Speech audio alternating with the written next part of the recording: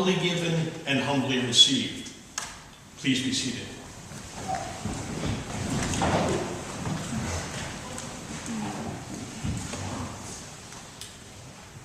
Ritual can be a dangerous thing, especially when it gets to a point where it is taken for granted, it's rote or routine, and we can do it without thinking about it.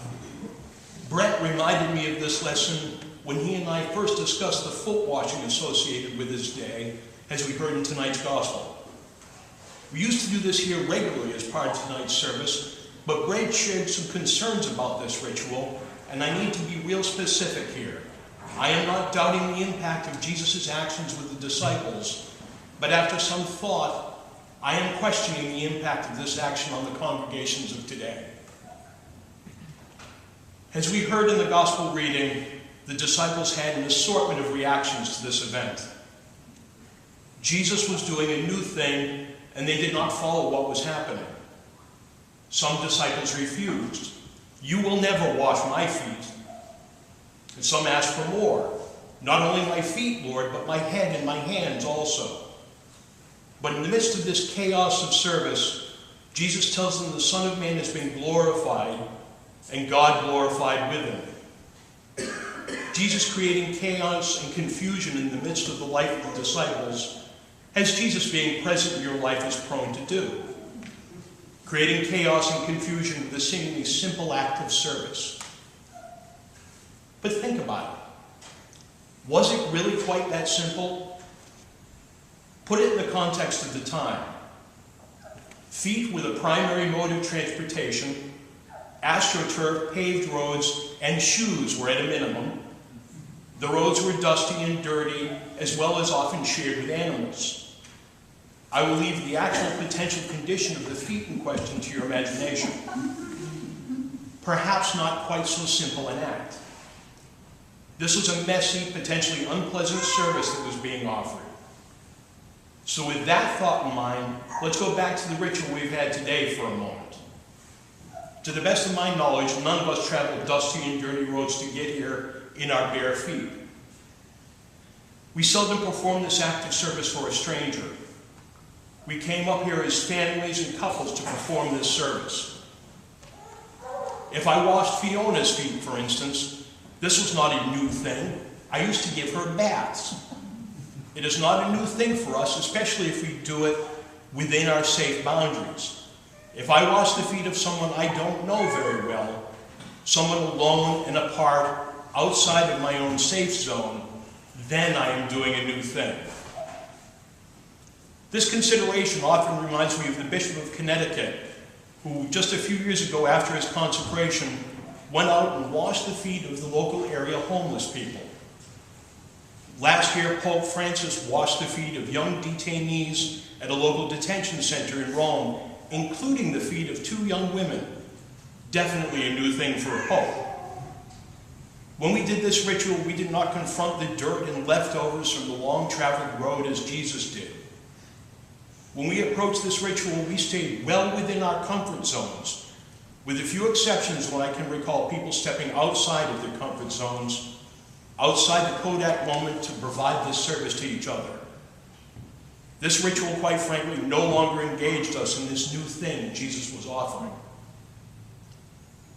Jesus tells Peter, "Unless I wash you, you have no share in me."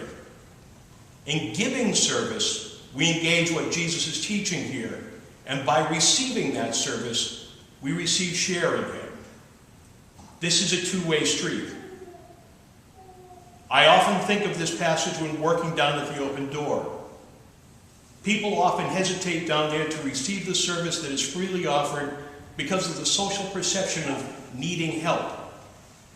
People come to serve the meals, but huddle together in the kitchen instead of going out and engaging those being served. There is hesitation both to give and receive service. And we can find in this gospel story that the call is not just to offer service, but a need to be able to receive the service of others helping us to indeed receive that share of Jesus. This ritual itself calls to us a consideration what one of my seminary professors called reinscribing or renegotiating ritual. We reinscribe that which works for us. We renegotiate that which perhaps does not work the way it used to or has previously. And Jesus was certainly renegotiating with this one. It was something new and humbling and eye-opening. If this ritual had become rote and routine or a hallmark moment, maybe we too need to renegotiate a bit. If God is glorified in the giving of service, let us find a way to give it gladly. Let us give it as a new thing and not out of rote or ritual. Let us find it in our hearts to receive with the same grace. Let us give what is needed from our hearts and for that glory of God. As Jesus says, "By this everyone will know that you are my disciples, if you have love for one another."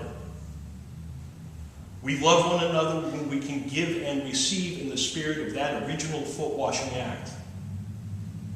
This is truly the commandment of the day. That is where the term Maundy Thursday comes from.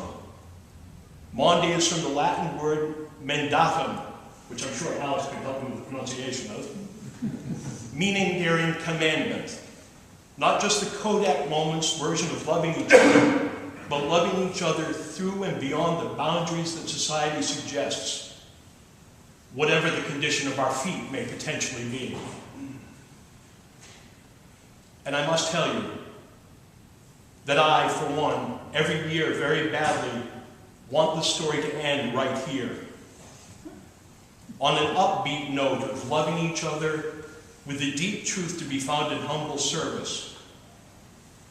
But not yet. As you know, there is more of the story to be told, and we will go from here into darkness, into chaos, violence, and horrible grief. And I hope in the midst of it we can always remember to have that love we are called to share with one another. Amen.